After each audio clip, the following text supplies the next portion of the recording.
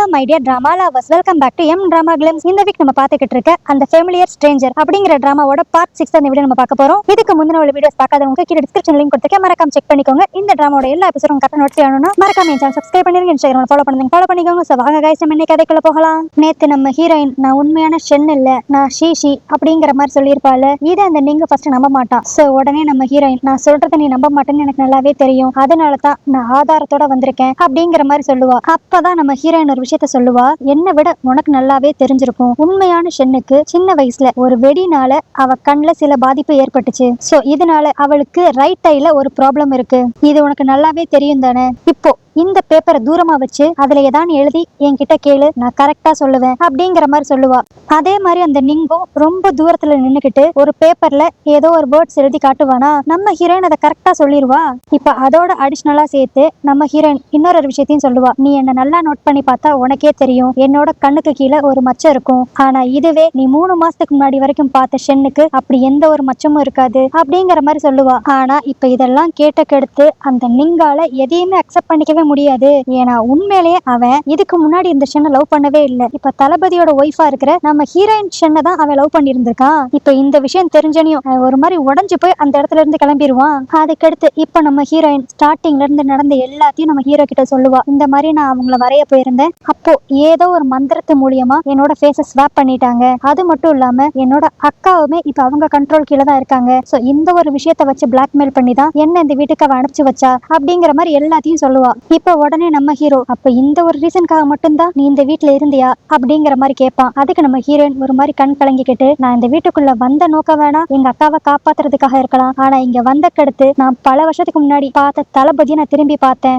நீங்க நினைக்கிற மாதிரி எனக்கு உங்க மேல இப்ப வந்த காதல் கிடையாது, இது 2-3 வருஷத்துக்கு முன்னாடியே வந்த காதல் இது. அதனாலதான் இது கடவுளா எனக்கு கொடுத்த சான்ஸ் நினைச்சுக்கிட்டு நான் உங்க கூட சந்தோஷமா வாழ ஆரம்பிச்சேன். ஆனா உங்க கூட நான் என்னதான் சந்தோஷமா இருந்தாலும் என்னைக்கான ஒரு நாள் நான் உண்மையான ஷென் இல்லைங்கிறது உங்களுக்கு தெரிய வரும், அப்போ நீங்க என்னை விட்டு விலகிருவீங்க அப்படிங்கிற ஒரு பயத்திலேயே தான் நான் வாழ்ந்தேன் அப்படிங்கிற மாதிரி எல்லாத்தையும் இப்ப சொல்லுவா. இப்ப இதெல்லாம் சொல்லி முடிச்சோனையும் நம்ம ஹீரோயின் எனக்கு நல்லாவே தெரியும், இனிமேல் நான் இங்க இருக்க எனக்கு எந்த தகுதியும் இல்லை அப்படிங்கிற மாதிரி கிளம்ப போவாளா. அப்ப நம்ம ஹீரோ டக்குன்ட்டு இவளை பிடிச்சு அப்படி ஹக் பண்ணிடுவான். இப்ப அப்படியே நம்ம ஹீரோயின் கிட்ட, நீ எங்கேயும் போக தேவையில்லை, நீ ஷென் இல்ல ஷீஷின்ட்டு எனக்கு எப்பவோ தெரியும், அதே மாதிரி நீ பிரெக்னெண்டா இருக்கங்கிறதும் எனக்கு ஒரு வாரத்துக்கு முன்னாடியே தெரியும், ஆனா இதெல்லாம் நீ எதுக்காக பண்ணன்னு தான் எனக்கு ஸ்டார்டிங்ல புரியாம இருந்துச்சு, இப்ப எனக்கு எல்லாத்துக்கும் பதில் கிடைச்சிருச்சு. சோ இனிமேல் நீ என்னோட ஒய்ஃபாவே இங்க இருக்கலாம், என்னை விட்டு எங்கேயும் போகாத அப்படிங்கிற மாதிரி நம்ம ஹீரோ சொல்லுவான். இதுவே இன்னொரு பக்கம் அந்த நிங்க தான் காட்டுவாங்க. அவன் இப்ப அப்படியே குடிச்சிட்டு அங்கிட்டு இங்கிட்டும் தள்ளாடிக்கிட்டு இருப்பான். அது மட்டும் இல்லாம இந்த 3 மாசமா நம்ம ஹீரோயினை ஷென்னு நினைச்சு பழகிருப்பான்ல, அது எல்லாத்தையும் யோசித்து பார்த்து அப்படியே ரொம்ப வருத்தப்படுவான். ஏன்னா அவனுக்கே தெரியாம அவன் நம்ம ஹீரோயினை உண்மையா லவ் பண்ண ஆரம்பிச்சிட்டான் போல. இப்போ கரெக்டா இந்த இடத்துக்கு அந்த ஒரிஜினல் ஷென் வருவாளா. அவ வந்துட்டு, நிங் நான் தான் உண்மையான ஷென், நான் உன்னை விட்டு எங்கேயும் போக மாட்டேன் அப்படிங்கிற மாதிரி அவ சொல்லுவா. ஆனா அதுக்கு அந்த நிங்கு, இல்ல என்னோட ஷென் என்னை விட்டு போயிட்டா, அவ தளபதி கூட இருக்கா அப்படிங்கிற மாதிரி புலம்ப ஆரம்பிச்சிருவான். ஆனா இதுவே இன்னொரு பக்கம் நம்ம ஹீரோவை பார்த்தா அவன் ஷீஷி ஷீஷி அப்படின்ட்டு நம்ம ஹீரோயின் பேரை சொல்லிக்கிட்டே இருப்பான். அதுக்கு உடனே நம்ம ஹீரோயினும் தளபதி தளபதி அப்படின்ட்டு இப்ப இவளும் இப்படி சொல்லிக்கிட்டே இருப்பாளா. அப்ப நம்ம ஹீரோ நல்லா பக்கத்துல வந்துட்டு, நீ என்ன என்னை இன்னும் தளபதின்னு சொல்லி கூப்பிட்டுக்கிட்டு இருக்க, செல்லம்மா ஹபி ஹனி அப்படிலாம் கூப்பிடணும் அப்படிங்கிற மாதிரி சொல்லுவான். சோ இந்த மாதிரியே இவங்க 2 பேரும் ரொமான்டிக்கா பேசிக்கிட்டு இருக்கப்ப நம்ம ஹீரோனோட ஃபேஸ் ஒரு மாதிரி திடீர்னு மாறிடும். என்னன்னா அவ இன்னும் இந்த பிரச்சனை முடியல, இந்த நிங் இன்னும் என்னென்ன பண்ண போறா, இந்த ஷென் என்ன பண்ண போறா, அது மட்டும் இல்லாம என்னோட ஃபேஸுமே எனக்கு இன்னும் திரும்பி வராம இருக்கு அப்படிங்கிற மாதிரி யோசிச்சுக்கிட்டு இருப்பாளா.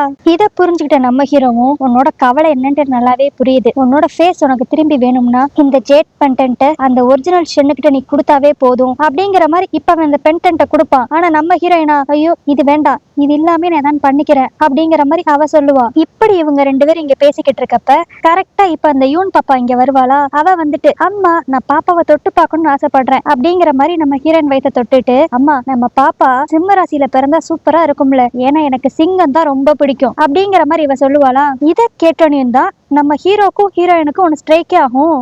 இப்ப உடனே அந்த பென்டென்ட் எடுத்து பார்த்தா அதுல அந்த சிங்கம் பிக்சர் இருக்கும். சோ இப்பதான் இவங்களுக்கு ஒரு விஷயம் தெரியவே வரும், நம்ம நிங்கும் சிம்ம ராசி தான், இந்த மாதிரி எல்லா இளவரசருமே அவங்க ராசிக்குன்னு இருக்கிற அந்த அனிமலை ஒரு பென்டென்ட்ல போட்டு எப்பயும் கழுத்துல போட்டிருப்பாங்க. சோ இப்ப இது தெரிஞ்சனியும் நம்ம ஹீரோ இப்ப அப்படியே, இந்த ஒரு விஷயம் போதும், இதை வச்சு இந்த பென்டென்ட் வந்து அந்த நிங்கோடது தான்ட்டு நான் ப்ரூவ் பண்ணிருவேன் அப்படிங்கிற மாதிரி அவன் இப்ப இங்க இருந்து கிளம்பிடுவான். இன்னொரு பக்கம் நம்ம ஹீரோயினை தான் காட்டுவாங்க. அவ போய் இப்ப இந்த பென்டென்ட்டை அந்த ஒரிஜினல் ஷென் கிட்ட கொடுத்துருவாளா? இதை வாங்கினியும் அந்த ஷென் அப்படியே இதுவாச்சும் ஒரிஜினலா இல்ல போன வட்டம் மாதிரி ஃபேக்க கொண்டு வந்திருக்கியா அப்படிங்கிற மாதிரி கேட்பா. அதுக்கு நம்ம ஹீரோயினும் அதுல நல்லா பாரு, சிங்கம் பிக்சர் போட்டிருக்கு, பிரின்ஸ் நிங்கோடது சிங்கம் பிக்சர் இருக்கிற பென்டென்ட் தான். அதே மாதிரிதான் முதல் இளவரசருக்கும் அவருக்குன்னு சொல்லி தனியா ஒரு பென்டென்ட் இருந்துச்சு. இது எங்க யாருக்கும் தெரியாது, ஆனா ராஜ பரம்பரையில பிறந்து வளர்ந்து உனக்கு கண்டிப்பா தெரிஞ்சிருக்கணும்ல அப்படிங்கிற மாதிரி நம்ம ஹீரோயின் சொல்லுவா. இப்ப அதுக்கடுத்து அந்த ஷென் அப்படியே சரி நான் கேட்டதை நீ என்கிட்ட கொடுத்துட்ட, உனக்கு என்ன உங்க அக்கா தானே வேணும், அந்த ரூம்ல இருக்காங்க போய் பாத்துக்கோ அப்படிங்கிற மாதிரி சொல்லுவா. நம்ம ஹீரோயினும் நம்பி அந்த ரூம்குள்ள போலான்னு பாக்குறப்ப இந்த ஷென் இப்ப அப்படியே பின்னாடியே மெதுவா வந்து கத்தி எடுத்து நம்ம ஹீரோயினை கொலை பண்ணலான்ட்டு நினைப்பா. பட் நல்ல வேலையா நம்ம ஹீரோயின் இதை எப்படியோ ப்ரிடிக்ட் பண்ணிட்டு இப்ப டக்குன்ட்டு அவளை ஸ்டாப் பண்றதுக்கு ட்ரை பண்ணுவாளா. ஆனா அந்த ஷென்னா இன்னைக்கு நீ செத்தே ஆகணும், நீ என் வாழ்க்கையில வந்தனாலதான் இப்ப நிங்கு எனக்கு இல்லாத மாதிரி ஆயிட்டான் அப்படிங்கிற மாதிரி நம்ம ஹீரோயினை கொல்ல வருவா. இப்ப கரெக்டா அந்த இடத்துக்கு தளபதியும் வந்துருவான். அவன் வந்து இப்ப அப்படியே அந்த ஷென்னை கொல்லலான்ட்டு கத்தி எடுப்பானா. நம்ம ஹீரோயின் அப்படி இங்க இருந்தே கத்துவா, ஐயோ தளபதி அவளை மட்டும் எதுவும் பண்ணிராதீங்க, அவ செத்துட்டானா திரும்பி என்னோட ஃபேஸ் எனக்கு வராது அப்படிங்கிற மாதிரி சொல்லிக்கிட்டு இருப்பா. பட் நல்ல வேலையா இப்ப கரெக்டா அந்த இடத்துக்கு நிங்கும் வந்துருவான். அவன் வந்து இந்த ஷென் மண்டையிலே ஒரு போடு போடுவான். அடுத்து அந்த நிங் இப்ப அப்படியே அவளை கொல்லலான்ட்டு ட்ரை பண்ணுவான். அப்பதான் நம்ம ஹீரோயின் ஐயோ அவளை கொன்றாத, அவதான் உன்னோட காதலி உண்மையான ஷென் அப்படிங்கிற மாதிரி சொல்லுவா. ஆனாலும் இப்பயும் அந்த நிங்கு இல்ல நீ ஷென்ன இருக்க வாய்ப்பே இல்ல, அந்த தளபதி கூட இருக்கால அவதான உண்மையான ஷென், சொல்லு சொல்லு அப்படிங்கிற மாதிரி இவளை போட்டு டார்ச்சர் பண்ணிக்கிட்டு இருப்பான். ஆனா இப்ப அந்த ஷென் அவ ஒரிஜினல் ஷென்னா இல்லையோ அது இங்க பிரச்சனையே கிடையாது, என்னதான் இருந்தாலும் கடைசி வரைக்கும் உன் கூட நான் தான் இருப்பேன் அப்படிங்கிற மாதிரி இவ இங்க நீங்க கிட்ட சொல்லிக்கிட்டு இருப்பா. இதுவே இன்னொரு பக்கம் நம்ம ஹீரோவும் ஹீரோயினும் எப்படியான்ட்டு அவளோட அக்காவை இங்க இருந்து கூட்டு போயிடணும்ட்டு இப்ப அந்த ரூம்குள்ள போவாங்களா. இப்ப அங்க பார்த்தா அவங்க அக்கா அப்படியே பைத்தியம் பிடிச்சாப்ல அந்த மந்திரவாதிய அப்படியே இப்ப குத்தி கொலையே பண்ணிருப்பா.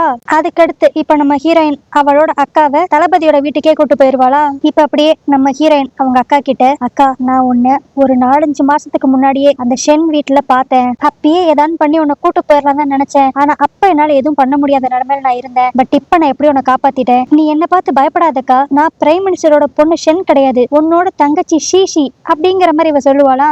ஆனா அதுக்கு இப்ப பதிலுக்கு அவங்க அக்கா ஒண்ணு சொல்லுவா பாக்கணும், இதுதான் செம ட்விஸ்ட். அந்த பொண்ணு இப்ப அப்படியே நான் உன்னோட அக்கா கிடையாது, நான் தான் ஒரிஜினல் ஷென், யாருன்னே தெரியாத ஒரு பொண்ணு ஏதோ ஒரு மந்திரத்தை போட்டு என் ஃபேஸ அவளுக்கு வர மாதிரி வச்சுட்டா, அவ ஃபேஸ எனக்கு வர மாதிரி மாத்திட்டா அப்படிங்கிற மாதிரி சொல்லுவா.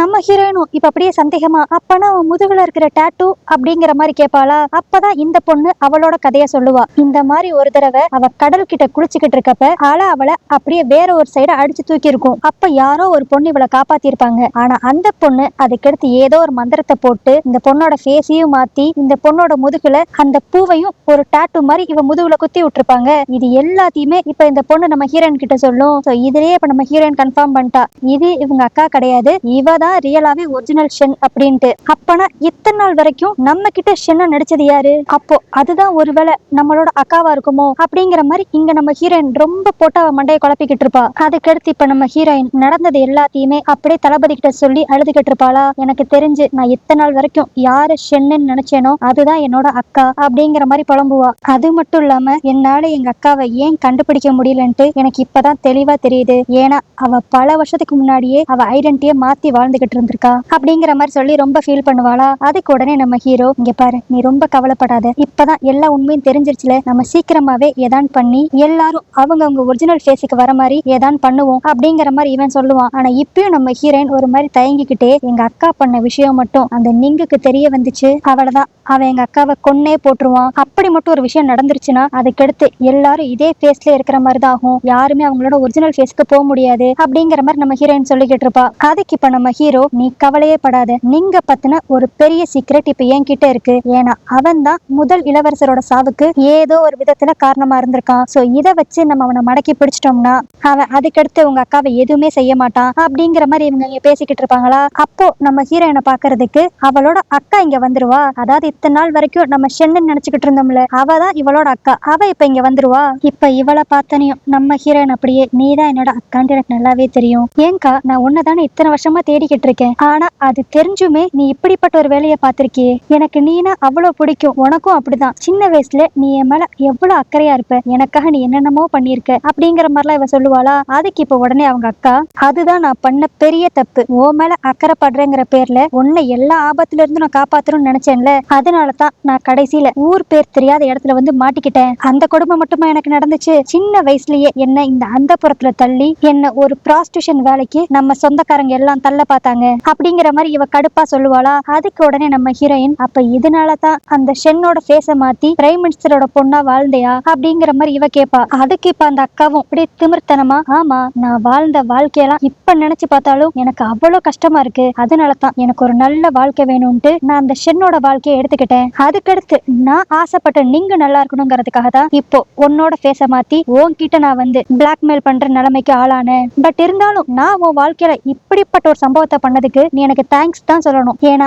அதனால தான் உன்னால தளபதியவே கல்யாணம் பண்ண முடிஞ்சிச்சு அப்படிங்கிற மாதிரி அவ சொல்லுவா. இப்படி இவங்க ரெண்டு பேரும் பேசிக்கிட்டு இருக்கப்ப கரெக்டா இந்த இடத்துக்கு நம்ம ஹீரோ வந்துருவானா. அவன் இப்ப அப்படியே, சரி உனக்கு பிரின்ஸ் நீங்க மேல அந்த அளவுக்கு அக்கறை இருந்துச்சுன்னா நாளைக்கு காலையிலக்குள்ள அந்த நீங்க போய் ஃபர்ஸ்ட் இளவரசரோட சாவுக்கும் அவனுக்கும் என்ன சம்பந்தம் அப்படிங்கறத ராஜா கிட்ட போய் சொல்ல சொல்லு. ஏன்னா அவன் பண்ண எல்லா ஃப்ராடுத்தனமும் இப்ப ராஜாக்கு தெரிய வர போகுது. அதனால இவனாவே போய் சரண்டர் ஆயிட்டா அது அவனுக்கு தான் நல்லது, போய் அவனுக்கு எடுத்து சொல்லு அப்படிங்கிற மாதிரி நம்ம ஹீரோ சொல்லுவானா. ஆனா அதுக்கு உடனே அந்த அக்காக்காரி இப்ப அப்படியே, நீங்க இப்படிலாம் சாஃப்டா சொன்னா நீங்க நல்லவங்கன்ட்டு நான் நம்பிடுவேனா, உங்களால என்னைக்குமே இந்த நீங்களுக்கு பிரச்சனை வரவே கூடாது, அப்படி மட்டும் வந்துச்சு தங்கச்சின்லாம் பார்க்க மாட்டேன், போட்டு தள்ளிடுவேன் அப்படிங்கிற மாதிரி மிரட்டிட்டு அங்க இருந்து கிளம்பிடுவா. இப்ப அப்படியே அடுத்த நாள் தான் காட்டுவாங்க. இந்த அக்காக்காரி போய் அந்த நீங்க கிட்ட, இங்க பாரு நீ பண்ண தப்பெல்லாம் வெளியே தெரிய போகுது, ஆனா அதுக்கு முன்னாடி நீயே ராஜாவை போய் மீட் பண்ணிட்டேனா உனக்கு எந்த பிரச்சனையும் வராது அப்படிங்கிற மாதிரி இவ எடுத்து சொல்லிக்கிட்டு இருப்பா. ஆனா அந்த நீங்க இது எதையுமே கேட்காம ஒரு மாதிரி பைத்தியம் பிடிச்சாப்புல அங்கிட்டு இங்கிட்டு ஓடிக்கிட்டு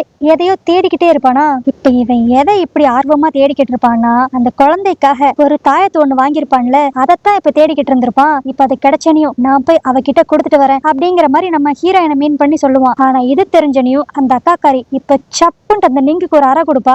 உன்னை சுத்தி எவ்வளவு பிரச்சனை நடந்துகிட்டு இருக்கு, உனக்கு இப்ப இதுதான் முக்கியமா, நீ தயவு செஞ்சு அரண்மனைக்கு போய் ராஜாவை போய் பாரு அப்படிங்கிற மாதிரி இவ சொல்லுவா. ஆனா அதுக்கு இப்பயும் அந்த நீங்கு, நான் மட்டும் அந்த அரண்மனைக்கு போயிட்டேன்னா அதுக்கடுத்து என்னால அவளை பார்க்கவே முடியாதுல அப்படிங்கிற மாதிரி இப்பயும் நம்ம ஹீரோயினை பத்தி தான் அவன் பேசுவான். இப்ப அப்படியே அடுத்த சீன்லயே பார்த்தா நம்ம நீங்கு நம்ம தளபதி வீட்டுக்குள்ள வந்து அங்க இருக்க வேலைக்காரங்களா அடிச்சு போட்டு இப்ப நம்ம ஹீரோயினை இங்க இருந்து கடத்திட்டு போறதுக்கு ட்ரை பண்ணுவான். ஆனா அப்பன்னு பார்த்து நம்ம ஹீரோவும் அவனோட ஆட்களும் இங்க வந்துருவாங்களா. உடனே இப்ப அப்படியே அந்த நீங்க சுத்து போட்டுருவாங்க. இப்ப இந்த நீங்குக்கு என்ன பண்றதுன்னு தெரியாதனால டக்குன்னு இப்போ ஒரு கத்தி எடுத்து நம்ம ஹீரோயின் கழுத்திலே வச்சிருவான். இதை பார்த்து நம்ம ஹீரோ சும்மா இருப்பானா, அவன் அம்பை எடுத்து இந்த நீங்க போட்டு தள்ளிடலாம் அப்படிங்கிற மாதிரி நினைப்பான். ஆனா அப்போ திடீர்னு நம்ம ஹீரோயின் குறுக்கால வந்து நின்னுக்கிட்டு, இல்ல அவனை எதுவும் பண்ணிடாதீங்க அப்படிங்கிற மாதிரி சொல்லிட்டு இப்ப அந்த நீங்க கிட்டதான் அப்படியே பேச்சு கொடுப்பா. எனக்கு நல்லா தெரியும் நீங்க கண்டிப்பா அந்த கத்தியை வச்சு என்ன கொல்ல மாட்டீங்க, சோ அதனால நான் சொல்றதெல்லாம் கொஞ்சம் பொறுமையா கேக்குறீங்களா அப்படிங்கிற மாதிரி இப்ப நம்ம ஹீரோயின் அந்த நீங்க கிட்ட பேச ஆரம்பிப்பா. ஆனா இப்பயுமே அந்த நீங்க, சரி நீ என்கிட்ட பேசுறதுக்கு முன்னாடி நான் உன்கிட்ட சில கேள்வி எல்லாம் கேட்டுக்கலாமா, உன்னோட உண்மையான பேர் என்ன, உனக்கு என்னென்னலாம் பிடிக்கும் அப்படிங்கிற மாதிரி கேட்பான். நம்ம ஹீரோயினும் சரி பேச்சு கொடுக்கணுங்கிறதுக்காக, என் பேரு ஷீஷி, எனக்கு பெயிண்டிங்னா ரொம்ப பிடிக்கும் அப்படிங்கிற மாதிரி சொல்லுவாளா. சரி நான் இன்னும் ஒரே ஒரு கேள்வி உன்கிட்ட கேக்குறேன், உனக்கு எப்பவான்ட்டு லைட்டா வந்துட்டு என் மேல காதல் வந்துச்சா அப்படிங்கிற மாதிரி இந்த நீங்க கேட்பானா. அதுக்கு நம்ம ஹீரோயின் இப்ப அப்படியே தளபதியை பார்த்த மாதிரியே, இல்ல நான் தளபதியை மட்டும்தான் என் வாழ்க்கையில இது வரைக்கும் காதலிச்சிருக்கேன் அப்படிங்கிற மாதிரி சொல்லுவாளா. இதை கேட்டனையும் அந்த நீங்குக்கு அப்படியே பைத்தியம் பிடிச்சாப்புல சிரிப்பு தான் வரும். ஆனா அப்பயும் நம்ம ஹீரோயின், இங்க பாருங்க இப்பயும் ஒன்னும் கெட்டு போகல, நீங்க ராஜா கிட்ட போய் நடந்தது எல்லாத்தையும் சொன்னீங்கன்னா அவர் கண்டிப்பா உங்களை மன்னிச்சு விட்டுருவாரு, ஏன்னா நீங்க டைரக்டா முதல் இளவரசரை கொல்லவே இல்லைல அப்படிங்கிற மாதிரி நம்ம ஹீரோயின் சொல்லுவா. அதுக்கு அந்த நீங்கும், ஆமா நான் டைரக்டா முதல் இளவரசரை கொல்லல, ஆனா அவருக்கு ஆஸ்துமா பிரச்சனை இருந்தனால அவர் கடைசி நேரத்துல அவரோட மருந்து எடுத்துக்கணும்னு சொல்லி நினைச்சாரு, ஆனா நான் அந்த மருந்தை கீழே தள்ளி விட்டேன், சோ இதுவுமே நான் அவர் கொலை பண்ணதுக்கு சமந்தானே. அது மட்டும் இல்லாம நான் பிரின்ஸ் நீங்கு, நான் என்னைக்குமே என்னோட தோல்வியை ஒத்துக்கவே மாட்டேன் அப்படிங்கிற மாதிரி சொல்லிட்டு இப்ப நம்ம ஹீரோயினை ஒரு ஓரமா தள்ளிட்டு டக்குன்ட்டு அவன் கையில இருந்த கத்தியை வச்சு இப்ப அவனேவே அவன் குத்திக்குவான். இப்ப அப்படியே கடைசியா, ஷீஷி அடுத்த ஜென்மத்திலேயான்ட்டு நான் உன் கூட சேர்றேனான்னு பாப்போம் அப்படிங்கிற மாதிரி சொல்லிக்கிட்டு அதே இடத்துல இறந்து போயிருவான். இப்போ கரெக்டா அந்த இடத்துக்கு அந்த அக்கா காரிய வந்துருவாளா. அவ வந்து இப்படி நீங்க இறந்து போயிருக்கத பார்த்தனையும் அப்படியே நம்ம ஹீரோயின் ஒரு மாதிரி கோவமா பாத்துக்கிட்டு, என்னோட வாழ்க்கையவே நீ அழிச்சிட்டேல, இனி உன்னோட வாழ்க்கையும் நான் நிம்மதியா இருக்கவே விட மாட்டேன், உனக்கு உன்னோட ஃபேஸ் தானே திரும்பி வேணும், அது உனக்கு இந்த ஜென்மத்துல கிடைக்காது அப்படிங்கிற மாதிரி இப்ப அவளும் அந்த கத்தி எடுத்து குத்திக்கிட்டு அதே இடத்துல செத்து போயிருவா. ஏன்னா இவ உயிரோட இருந்தா மட்டும்தான் திரும்பி நம்ம ஹீரோயினுக்கு அவளோட ஃபேஸ் கிடைக்கும். இப்ப அவ செத்துட்டானா அவ்வளவுதான், இனிமேல் நம்ம ஹீரோயின் இதே ஃபேஸ்லயே இருக்க வேண்டியதுதான். நம்ம ஹீரோயினுக்கு அவளோட ஃபேஸ் திரும்பி கிடைக்காதுன்ட்டு ஒரு பக்கம் இருந்தாலும் அவ கண்ணு முன்னாடியே அவங்க அக்கா இறந்து போயிட்டாங்க அப்படிங்கறது தெரிஞ்சனையும் அவளால அதை அக்செப்ட் பண்ணிக்கவே முடியாது. ஒரு மாதிரி கதறி கதறி அழுவா. அதுக்கடுத்து இப்படியே 10 மாசம் ஓடிருமா. அதுக்கடுத்து 10 மாசம் கழிச்சு நம்ம ஹீரோயினுக்கு குழந்தையும் பிறந்துரும். இப்ப அந்த குழந்தைய நம்ம ஹீரோவோட ஃப்ரெண்டு தான் வச்சு கொஞ்சிக்கிட்டு இருப்பான். என்னன்னு பார்த்தா இந்த குழந்தைய வீட்டுல விட்டுட்டு நம்ம ஹீரோ, ஹீரோயின், அப்புறம் அந்த யூன்ங்கிற குட்டி பாப்பா, இவங்க 3 பேரும் வெளியே நல்லா ஜாலியா சுத்திக்கிட்டு இருப்பாங்க. ஆனா நம்ம ஹீரோயின் என்னதான் சந்தோஷமா இருந்தாலும் அவ மனசுக்குள்ள அவங்க அக்காவும் அவங்க அக்கா வயிற்றுக்குள்ள இருந்த குழந்தை பிறக்காமே இறந்து போயிருச்சு அப்படிங்கிற ஒரு விஷயம் அவ மனசை போட்டு உறுத்திக்கிட்டே இருக்கும். அதே மாதிரி இப்ப நம்ம ஹீரோயினுக்கும் வேற ஆப்ஷனே இல்ல. அவ இதே பேஸ்ல தான் அவ வாழ்க்கையை ஓட்டி ஆகணும். பட் இருந்தாலும் இதுதான் அவளோட ரியாலிட்டி அப்படிங்கறத அக்செப்ட் பண்ணிக்கிட்டு இப்ப நம்ம ஹீரோயின் அவளோட ஃபேமிலியோட சந்தோஷமா இருக்க ஆரம்பிப்பா. இந்த மாதிரி ஒரு மிக்ஸ்டு எமோஷனோட இந்த டிராமா இங்க முடியுது. சோ ஓகே கைஸ், இந்த டிராமா உங்களுக்கு பிடிச்சிருந்துச்சுன்னா லைக் பண்ணுங்க, உங்க ஃப்ரெண்ட்ஸ் எல்லாருக்கும் ஷேர் பண்ணுங்க. இந்த டிராமா பத்தி நீங்க என்ன நினைக்கிறீங்கிறதையும் கீழே கமெண்ட்ல மென்ஷன் பண்ணிருங்க. சோ ஓகே கைஸ், வேற ஒரு கதையோட வேற ஒரு வீடியோ நான் சந்திக்கிறேன். அது வரைக்கும் பை.